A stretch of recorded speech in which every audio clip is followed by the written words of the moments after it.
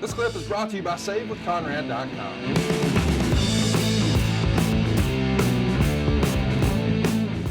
Unfortunately, tragically, Ray Hernandez, who we all knew as Hercules Hernandez, passed away in his sleep on March 6th. It was reported at the time of death that it was heart disease, but for some reason, his passing is never mentioned on TV or even mentioned on the WWE website, which feels like a gross oversight. Any memories of Hercules? Yeah, especially from Mid-South. You know, Cowboy brought him in as a heel, and I think he was under a Mr. Wrestling 2 mask back in those days, at least part of the time.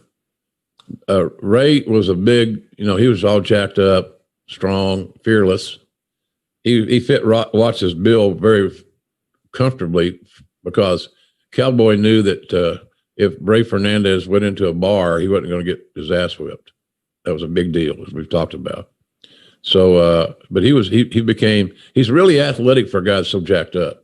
He had flexibility, could move around real well, but was kind of a quiet guy.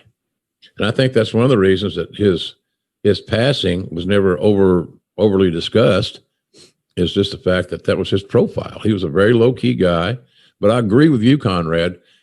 His contributions to the business should not be erased or forgotten.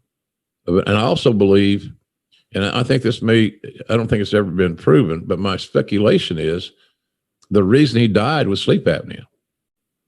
He had a heart attack. So those of us that suffer from sleep apnea, that, you stop breathing. So your heart now is in strain, trying to get air, oxygen. And so you hear Reggie White, same deal. Poor Reggie White, the great football player, died peaceably in his sleep. And then you find out upon further review, Reggie had severe sleep apnea and didn't like to wear his mask. So I'm just wondering if Ray Fernandez, that's his real name, had undiagnosed sleep apnea. I think every wrestler should be required to take a sleep test.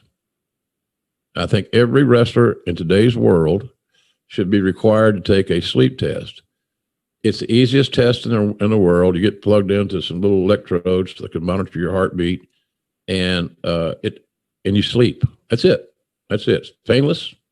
It takes about 3 or 4 hours, and you get your results back, and there's a good chance it could save your life. So I know my life has changed immensely. I didn't sleep worth a damn in WWE because I just contributed it to my schedule and the pressure of my role, and 2 roles of being the head of talent relations and being the lead announcer on the flagship show. I just figured it was stress. Little did I know I had sleep apnea. And so Jan told our GP in Oklahoma when we moved back to Oklahoma, he said, well, the other thing she said I want to talk to you about is that sometimes at night he stops breathing. Well, that's kind of serious. That's valuable information. Yeah. So within 24 hours, I was at a sleep clinic getting a sleep test. And hence the story continues that I was diagnosed and I stopped breathing 66 times in an hour. And it was just a matter of time before I was going to be, Jim Ross, that wrestling guy, he died in his sleep. Good old JR's gone. Well, I didn't want that to happen. So sleep apnea is a big thing. And it's the same. And I would test the women the same as the men because it doesn't know any gender identity. It even happens to children. But I think all the wrestlers, anybody performing for a company, at some point should have a sleep test and make sure they're healthy. Do it for your family, if nothing else. Do it for the people that love you. And don't let something go undiagnosed. It can be so easily corrected. Hey, it's Conrad Thompson. Thanks for checking out the podcast here on YouTube. Be sure to hit the subscribe button and the notifications bell so you get a notice anytime we upload some new content. And go save yourself some money right now. If you're in a 30-year loan or you have credit card debt, it's not a matter of if I can save you money. It's a matter of how much. Find out right now for free at SaveWithConrad.com.